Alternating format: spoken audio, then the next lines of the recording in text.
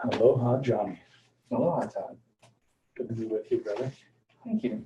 It's very nice to see you today. Feelings mutual. Another beautiful day on Kauai. Yeah. Here we find ourselves. You know, I wonder how valid a statement that is. Another beautiful day here on Kauai. It's I oftentimes recognize that. How is it not? Maybe when Hurricane Iniki came through. Maybe not described as a beautiful day. No. But Yeah. I think the rest of the times it's beautiful. Yeah, I could go off on a whole tangent about this island. I feel, even she's always pointing you back within, into yourself, saying, in what way can you grow today, Todd? Yes. So I imagine those times of Hurricane Iniki were big days of how can you grow within with looking at fear, how one protects themselves, what one feels about material objects that are just being decimated, including one's homes. Yeah, I know. I heard stories about a lot of community cohesiveness. You know, that people really came out of the woodwork to provide care for their neighbors. Those who were able jumped right to it. I can imagine. I also heard that it really is a very cleansing process for the island as well, too, that all the people that are just, sort of dipping their toes in Mother Kauai and whether this could be a place for them, are up and gone. Oh yeah, flushed them right out of the forest. And the people who really know that this is home, are the ones who, continue to rebuild. Yes. I was reading about a project happening on the South Shore. A cattle company is wanting to have a dairy, and they want to have some exorbitant number of cows on this sensitive land that is right above the ocean. Of course, there's a beautiful reef out there. However, what people said was that, or a comment that was said was that the land is in us as much as the blood of my ancestors is in me, and it is one of my kin. And so that when something happens with this land, I show up just as strongly as I would for a brother or a sister or an auntie or an uncle who is in need. And we see that here all over the place where, the biggest family celebrations. I don't know of a place that has more potlucks and big family parties. Everywhere you go, there's a big family party happening, even all over at the beach. Yeah.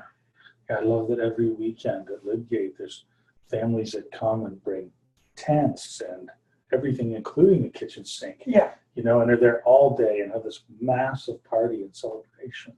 And it's, I think of, back in Canada, you'd have to get some special permit to be able to use the park for that way and jump through all this bureaucratic red tape. Whereas here, just people load up their stuff and it's a big thing. And Saturday morning or Sunday morning, they're down at Lidgate or Nini, wherever, and it's just family fun day. And it's open and it's accessible, and I mean, you can drink alcohol in public here, I realize I've only, been on over the last 3 years, I've only been on the island for, still less than 6 months. I've never once seen someone hammered drunk, out and just slobbering. And it was pointed out to me, some friends of ours who were here from Canada in February, I said to them, like, if you want to bring beer to the beach or wine to the beach, like, just, you can do it openly. He said, oh, that's good. Yesterday we were sort of sneaking it, I said, it's not a big deal. And, a couple of days later, he said to me, I haven't seen one person intoxicated, and so when it's not this big taboo thing, when it just is, and I mean, there's a whole other energy going on this island as well, too, but when it's not made into this big thing that's taboo, that well, you can't drink in public, you can't drink in a public park on a nice day, Yeah. like, then what do you get? You do get that abuse, on alcohol, pushing it to the extreme. And also along that lines, I don't ever see a problem with youth intoxication in those public places. No. And that's just I never really thought of it before, but to me it's always made perfect sense. Anything that you or anything that's kept from someone, then the person going to try to go get it. There was a story about somebody goes to the beach. They find that they go to the beach and they find when they get there that the beach has really nice sand. Oh boy, is this sand great!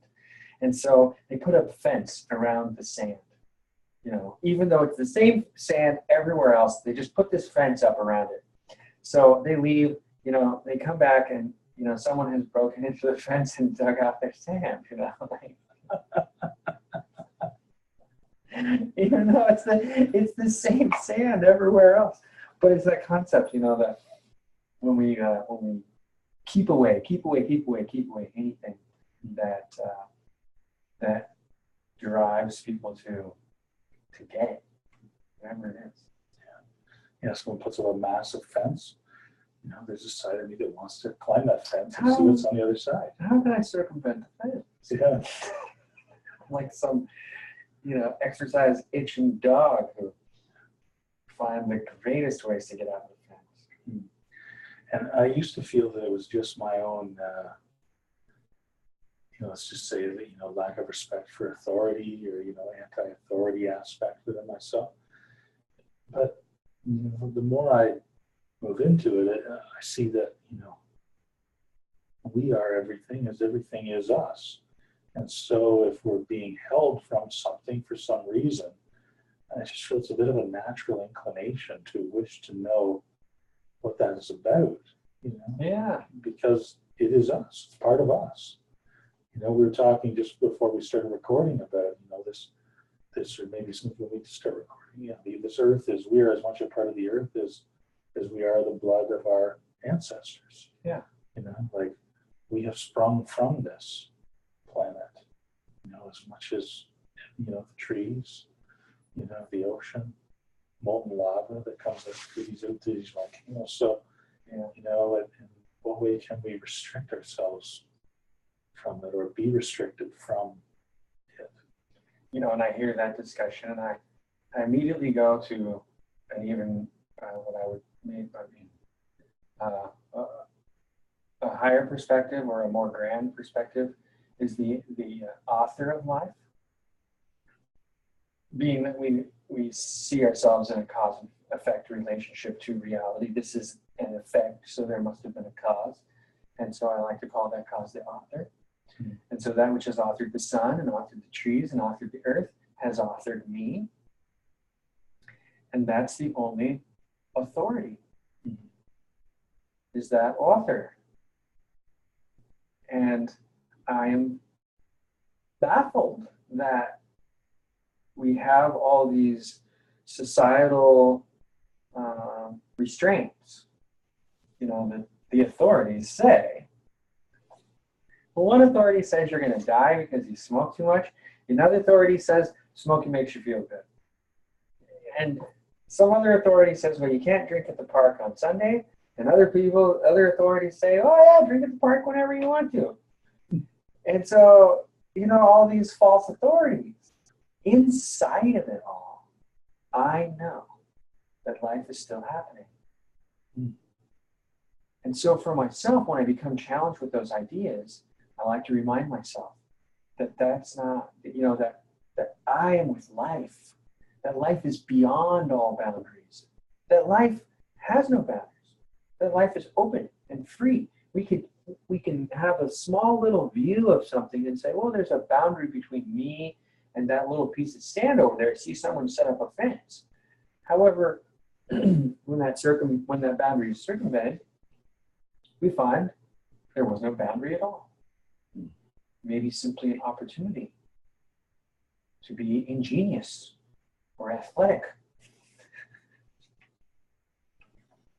Yeah, and this discussion just, brings up for me a quote that I'd heard, a number of years ago that of whom the author, other than God, without remembering who to attribute it to, uh, it is about, talking about laws or rules on any level, whether they're prescribed by a government, upon a citizenry of a country or province, state, district, municipality, whatever it is, whether it's rules that are prescribed within a family environment, Yeah. are all the root behind all of those is that those who are prescribing them are wishing to feel more comfortable about what someone else is doing. Yes. Yeah. And then I think of Plato's words that all wars stem from the comforts of the body. Mm. Yeah. Yeah. And are those in harmony or are those in contradiction to one another? Yeah, good question. Are they like the two statements? Are the two statements in harmony? Yeah. I believe that those two statements go hand in hand. That one party A is uncomfortable about the actions of party B and feels that the actions of party B are going to impinge upon their personal body comfort. So food, water, resources.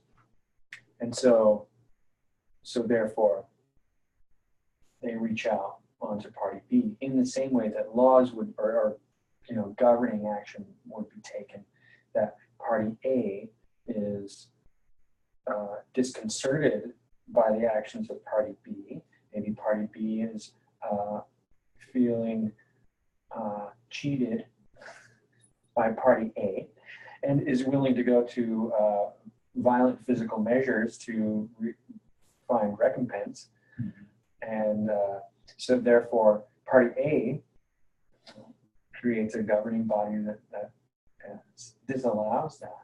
Mm-hmm. And also sets up a militarized policing unit to protect them from party B's action. And it's all that stuff. Everyone truly wants peace and happiness. Don't they really? What is it that everyone truly wants deep inside their heart, deep within themselves? What is it that every single human being truly wants? I feel that it comes down to peace and a desire to know their validity in the cosmos, to know a reason of being. Peace and happiness and a reason. And I think that gets displaced. And therefore people then lead to, all sorts of other activities to suit that, to fulfill that. And they reach to the outside world to fulfill it, rather than reaching to that which has authored life, that which life stems from. I find it quite interesting that, I didn't ask for this body, yet I'm alive. And so it came from something. Why would I ever think that it wouldn't be from that always? Why would I think that?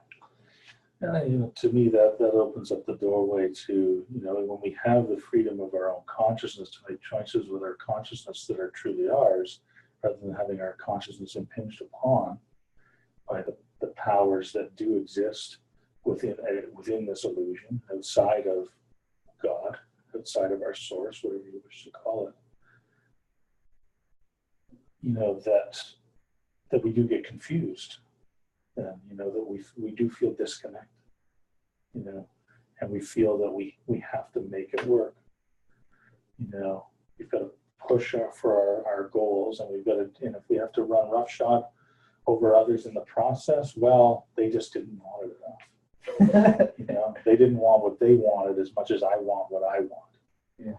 You know, and you know, when I hear myself saying "want" like that, I think of those, what in the Christian world might be called Luciferian energies or satanic energies, which to me are really just those energies of lack and want. When we find ourselves in a space of lack, a space of want, then we find ourselves outside of that protection of our source. I often see the chickens on the island, with their young, and they spread out their wings and hunker down, and all the little babies are underneath. It's just so beautiful to see the mother protecting the young like that. And that's, when I feel connected to our source, that's how I feel, protected under the wings of God, under the wings of our source. Yeah. And always protected, and knowing that I am safe so long as I believe that I'm safe. Yeah. When I'm in that space of wanting and lack, then I'm without feeling of safety. Yeah. Well, in that whole process, we can easily say that someone who has a fatal car crash, well, they died because of the car crash. And then someone else can say, no, they died because someone else ran a stop sign. And then someone else can say, no, they died because their brakes didn't work. And we can keep going on and on and on and on and on. And I say, well, what put them there? What put them into that intersection to have that, whatever kind of collision it was, a fatal collision?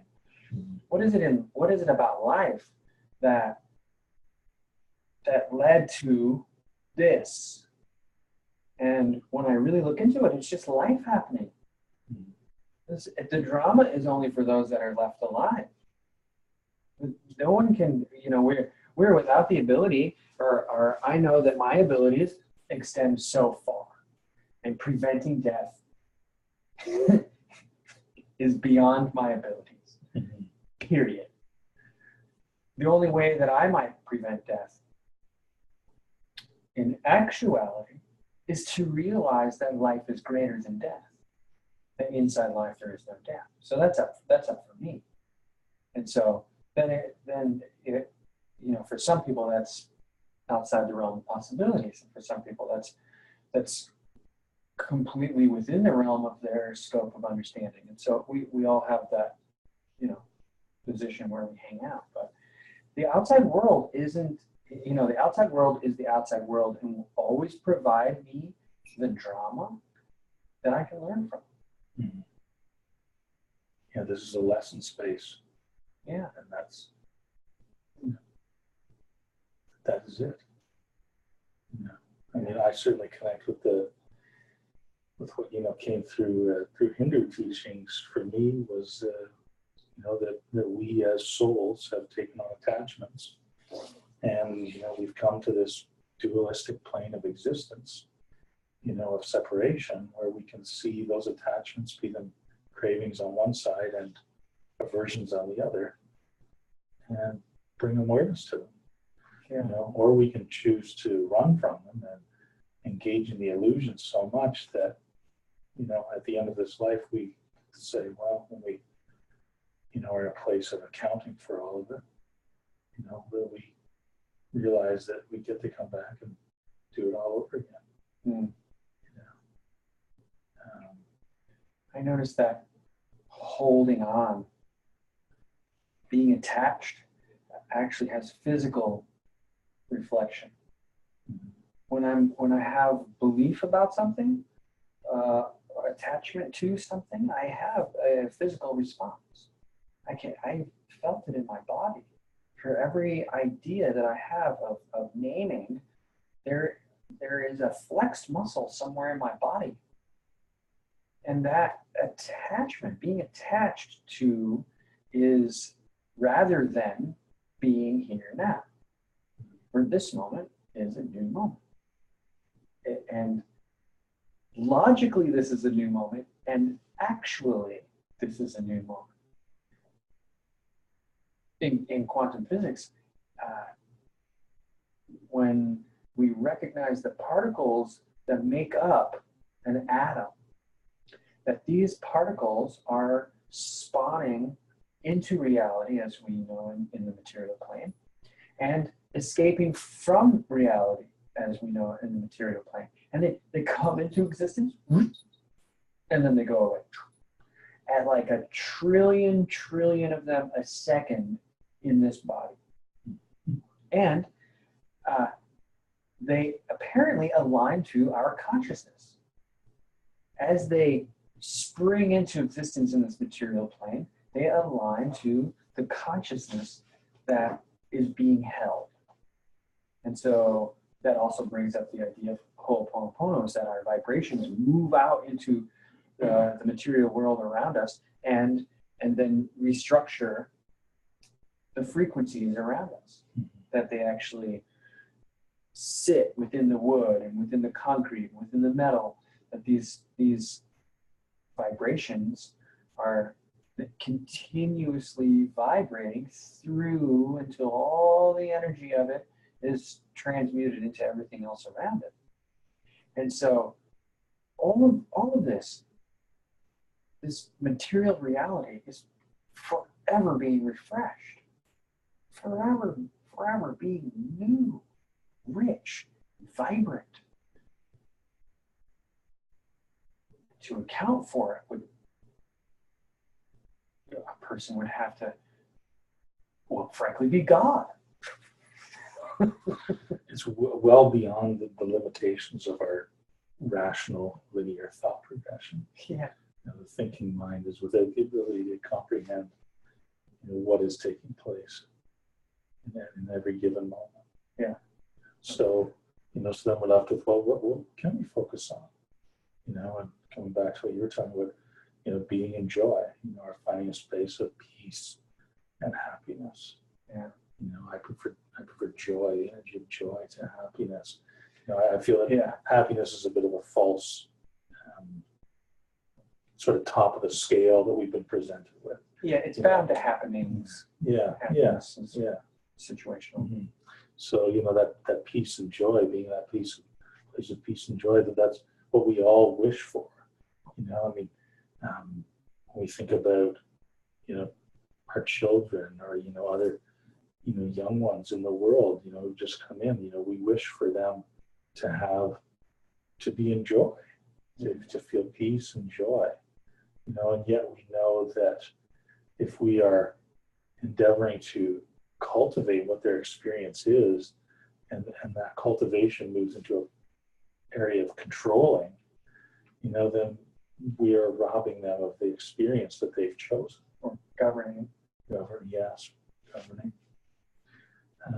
Managing. Control your emotions, control your child, manage your emotions, manage your children, manage your home, manage your relationship, control. So then what's our vibratory level when we're endeavoring to be in that place of control or governing? It's in a place of fear, very low vibration. When we are in joy as well, we recognize that we must exhibit that place of joy and example that place of joy, for others to be able to embody that themselves too, and know that they can choose to be, as we talk about humans being love, humans being joy being our highest natural vibratory state that we can attain without causing this sand shell to vaporize. That's where we're meant to be. And yet it's all this fear that holds us back from being in that space. Yeah. And so, going back to what I was, saying earlier, how we endeavor to control the consciousness of others when we don't feel comfortable about what it is they're doing and the choices that they are making, or what they're being about. Yeah. And so are we not just really restricting ourselves? If each microcosm is a reflection of the macrocosm and we're endeavoring to place restrictions upon that, are we placing restrictions upon ourselves then?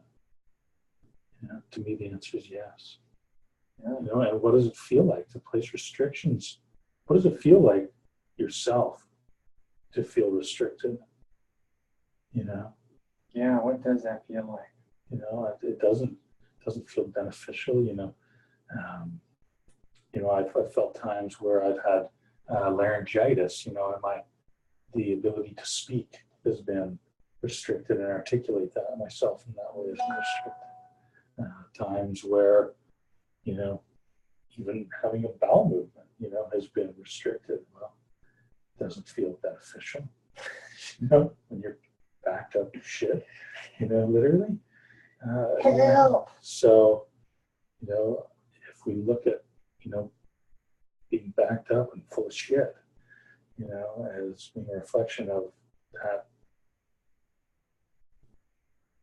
being restricted, what does that feel like? And asking ourselves when we're endeavoring to impose that upon others. Oh yeah. Yeah. And I know when, this was one of our intentions for this podcast, and it's interesting how we just get led there. When I'm endeavoring to counsel someone or, enlighten, something, for another, I can choose sometimes to be in that place of telling them what I feel is best for them. Yeah. And, I was caught in this yesterday, and I was sharing the story with you. And, I just had this moment as I was beginning to share in that way. Well, you can't, it was around communication, if you are putting, allowing someone else to communicate for you, or placing the responsibility in someone else to communicate and articulate what it is that you want, then you're handing over that power, that responsibility to the person, So it was endeavoring to point that out to another being. And I recognize that, when I'm told what to do, and as I mentioned, my lack of respect for authority at times, I don't usually respond from my highest vibrational place. Yeah. Yet when I can ask a question, or I can share my own feelings around, and that was what I did in that moment, it's just share that when I pass off the responsibility to someone else to communicate for me, knowingly or unknowingly, I am without being empowered. So really owning that, taking responsibility for ourselves. Yeah. And sometimes that requires setting boundaries. And we're getting into this. My point is that when we wish to bring someone to that place of understanding, of knowing, bringing them there gently, acknowledging what is the most beneficial way to guide this person to that place of remembrance of what they truly are. Right. And it's not done by telling. You know what you should do? What's that? Not listen to this one bit because you preface it with, what you should do? You know what you should do? Yeah. That phrase right there is the quickest way to turn off my ears. Go ahead and say that. And in the process, I realize when I am with my truth, everyone comes along. It's when I believe that everyone should be where I am that I get into telling. Because you should see life the way I see it, Todd. And that's me believing that you're seeing life incorrectly, that your expression is wrong, that life has showed up wrong. And so when I'm in full appreciation and vulnerability with where I am, with what I am, then I find that those that are in my midst are in accord, that I'm in accord with them. And just like the flow that happens between us in this podcast, that we surrender to this exciting topic of being, and everything happens. We get moved through conversation right into the topics we wish to cover most. And I think it's quite beautiful. And so, and that's being with what we are. Mhm. And in being with it, we just move straight. The conversation comes up, the avenues are opened. If I'm against you, even in your wrongness, then I will do nothing, and I will only stir conflict. I will only stir conflict. You know that you need to fix yourself. You need to get yourself in order, and you need to see the way that life actually is, and you need to do it my way. I don't care how old you are. This is how it goes. For whatever reasons, this is for your best good. I remember hearing that plenty. So this is for your good. I know it's going to hurt right now, but it's for your best, you know. And this is that concept that life is wrong, that life has showed up wrongly, and I am holding this judgment ultimately against life, ultimately against that which has authored all things, that which has caused all this into being, that which is the origin of everything that we know. This little pitiful human being is looking back onto that and saying, you're wrong. And let me tell you how you can be right. I was walking down the beach and I'm picking up plastic and I'm having fun doing it. I'm with a couple of other people who are chipper, and you know, we're just out there doing it, you know. It's quite enjoyable actually once I get into it. And I'm thinking about where all this plastic came from. And I'm thinking about the poor souls who are endeavoring at these jobs that produce these products that ultimately plague the water. And I'm going through all these negative words about where all this plastic comes from, right? And life says to me, why do you hate me so much? Why do you hate me so much? I have showed up in this grand diversity as you will allow, and yet hate comes back. Vehemence, fear, shame, judgment. Keep away. All of this really small view of what's really going on. And that was just simply in walking down the beach, and there's this plastic. Well, there shouldn't be all that plastic. Well, this is life happening. This isn't Jonathan's happy little painting. I don't paint very well, so maybe that's why I showed up this way. But you know, it's life is so diverse. The more that I look into it rather than push it away, the more beauty I see. And it is quite amazing. I mean, there's a lot of stuff happening with the plastic in the ocean. I can go list all these disastrous occurrences from plastic and oil, but that's really getting away from the great beauty that there is in life, and that life is so diverse, that life does show up in unexpected ways, in ways that would excite me into higher vision, excite me to develop something a better way, something that works more in line with the nature that I have, and humanity has more from it. Mm-hmm. Yet also leads humanity to a way of thinking that they themselves move more in line with nature, and then they have more from it. I mean, maybe everything that's happening in our world that we believe is wrong is actually promoting us into our greatest good. I feel it is. You know, it's certainly bringing our awareness to the fact that, you know, of asking what else is possible. Yeah. You know, if we choose to take that higher approach, you know, and not that higher is better, but higher just having a different vantage point of seeing those connection and disconnection points. Yeah. Where things could be realigned.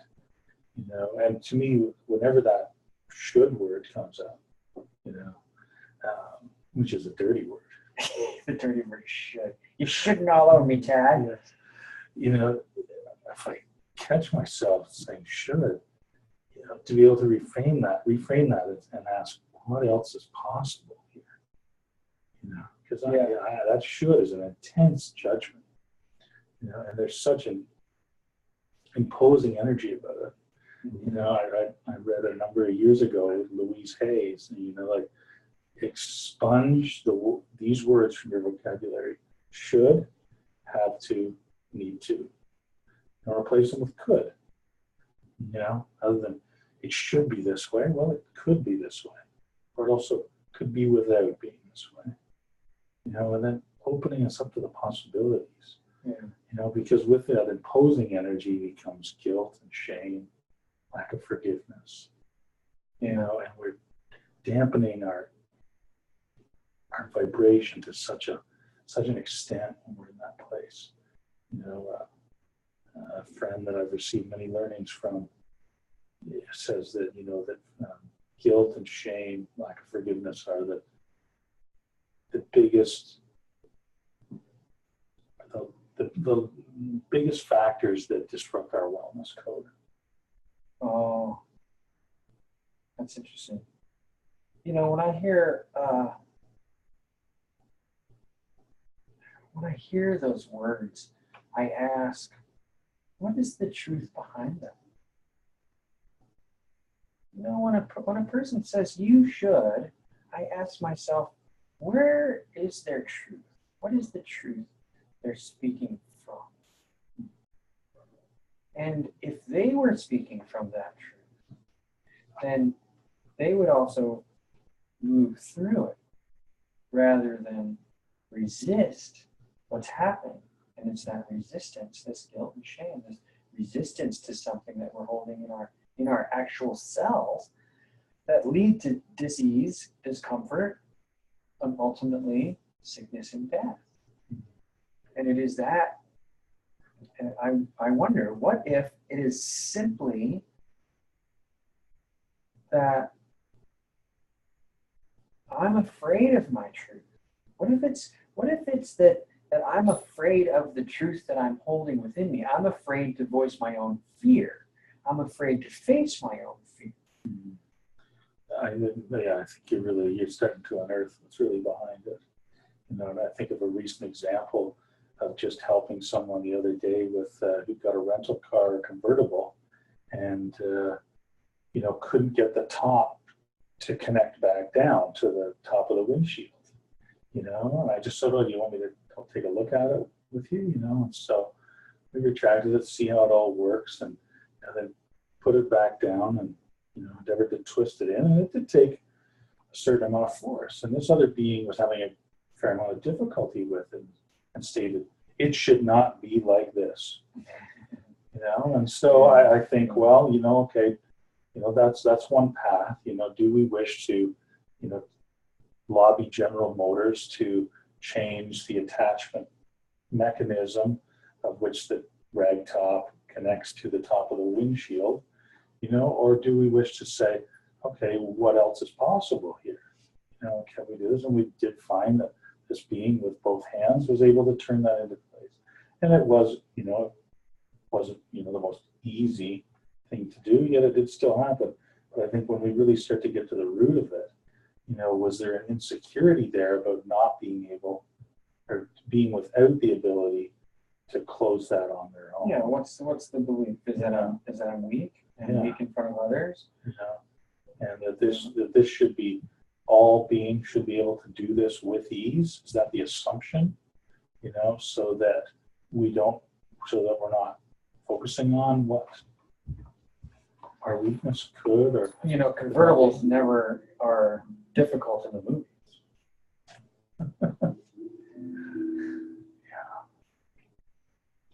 Yeah. The insecurities that we, you know, I think, what if the fear of all this mistruth, or behind all this mistruth, is the fear of who I am? What if it's the fear of being great. And maybe it's the fear of realizing that I've actually been something very wondrous, yet I've chosen something else. Mhm. What if it's the fear of facing that we then use to prop up all of our insecurities and to prop up our resistances to this reality as it's already happening, and give us these reasons to blame the outside world for our own personal discomfort? What if it's that fear of facing the fact that I've made choices that may have, when seen as they've passed outwardly into reality, into the material land, that they've affected people in a negative way? What if it's that fear? What if it's just the fear of facing self? I feel it is at the root. I really find a lot of truth in that Marianne Williamson quote. Our greatest fear is not that we're inadequate, it's that we're successful beyond what we can even comprehend. Yeah. And outside of success, I resonate more with just, that what we are is absolutely amazing, extraordinary, and wondrous, magnificent. Because how many people model that for us? Right. How many people even within, I think more to the point, how many people within our lineage, within our inner circle of our blood family and our bloodless family, we model that. Yeah. And I think I've heard before, if you wish to grow and and evolve, surround yourselves with people that are better than you. Sure. I don't really resonate with if they're better than you. And already exemplify that which you wish to see and experience. Exactly. Or who are really owning their authenticity and are really here endeavoring to express those unique talents and abilities that they chose to be with. That to me, if we can be around those people, it really does elevate us. I've seen examples in my own life where that is true. And I've seen examples on the other side of the spectrum where I've chosen to be around people who are just, practicing and getting drunk all the time. That's really odd. And that's, what I've, been about as well in those instances. Yeah. So. Well, what? Something that keeps ringing through as we're going through this is, what if there's another layer of fear beyond that? What if it's the fear that Jonathan really isn't that important? What if it's the fear of recognizing that this is life expressing itself rather than Jonathan doing life? And that brings up the concept of breath. That the breath that I'm breathing now is the breath that you're breathing. That there isn't anything we can do to get away from that. But that's actually a chemical truth. That the air that you're breathing out, I inherently am breathing in. And in this space. Then if we really expand that perception of breath, that the breath that I'm breathing now is the breath that every living being has breathed on this planet. That this breath is the same breath that all humans, all plants, and all animals have breathed. Then I like to go one step further with it. What if this breath is breathing this expression? What if that breath is breathing me? What if it's that breath that is actually breathing this expression? It's like I like to exhale as far as I can, and then exhale more, and then exhale more, and then let go and feel the air come pushing in. And then without trying to draw, any more in, with being perfectly comfortable with just where it goes to, exhale again, exhale as deeply as I can. And then feel that air come rushing in as it pushes into my body, as it expands my lungs, that there isn't that yet that Jonathan is without the effort of bringing air into his body when he fully gives that air back. When I fully give this breath that I have, I don't have to try for another one. No. You know, and then another, other thing that's just coming up is we're talking about breath, the power to be able to supercharge our bodies with breath. There's a guy, I believe he's Dutch, Wim Hof. Yeah. And there's a breathing technique that he talks about. It's just, take a full breath in and just relax, and only breathe out so much as you do when you relax. And take another full breath in, relax. You just breathe a little bit out, full breath in.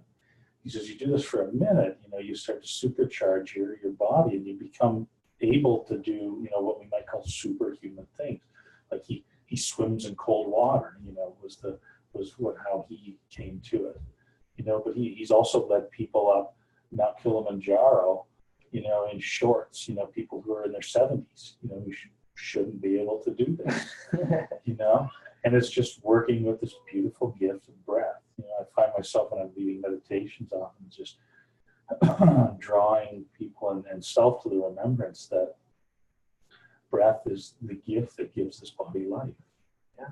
And so, can we really honor that? So when we're connecting with our breath, we're connecting with our source. We're connecting with that which gives us life. And within that place, there's a stillness and a centeredness, a calmness in which we can just tap into what we truly are and what's there for us. I was talking to a guy the other day who's been coming for healing sessions for a few months. And he says, he's really been practicing meditation. He said, Todd, I'm finding now that when I meditate, I just get all these creative ideas, and he goes, it just feels amazing. I was like, yeah, that's what it's about, man. When we tap into our source, we tap into what truly is and what we're truly here to be about. Yeah. And that allows us to be in joy. When we're there from that place, it allows us to, be a part of humans being. Yeah, absolutely. And, yeah, I think I feel we're might even be a little bit past our 45-minute guide or endeavor to be at. And there's just an amazing flow today. Yeah, beautiful. So what do you wish to add before we complete? Oh, I just think today's flow was really exciting. Yeah. That especially that we come back and come back to joy. May our breath lead us or catapult us or guide us or be the source of our joy. Yeah, I'd just like to put out, what if we all embraced joy a little more, right? What if we embraced our breath a little more in that gift from source, tapping into our unique talents and abilities. Yes. What if you were beyond, your most wildest vision, your grandest vision of what you truly could be? Yeah. What does that feel like? Allow yourself to feel it. Put it out there. What if? So have an amazing day being whatever you're being. We honor you and respect you and love you and know that you're amazing. Yeah, thank you so much. Blessings.